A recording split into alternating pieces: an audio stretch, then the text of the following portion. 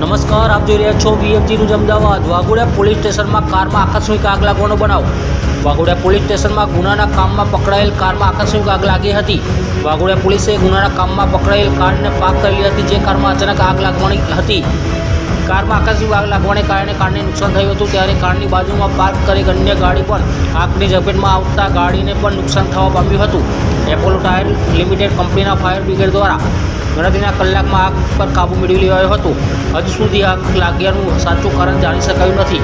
Reporter Shailendra Prajapati સાથે સંદીપ પટેલ, મારી દેશની ખુશ્બુ, VMG ન્યૂઝ, વાઘોડિયા।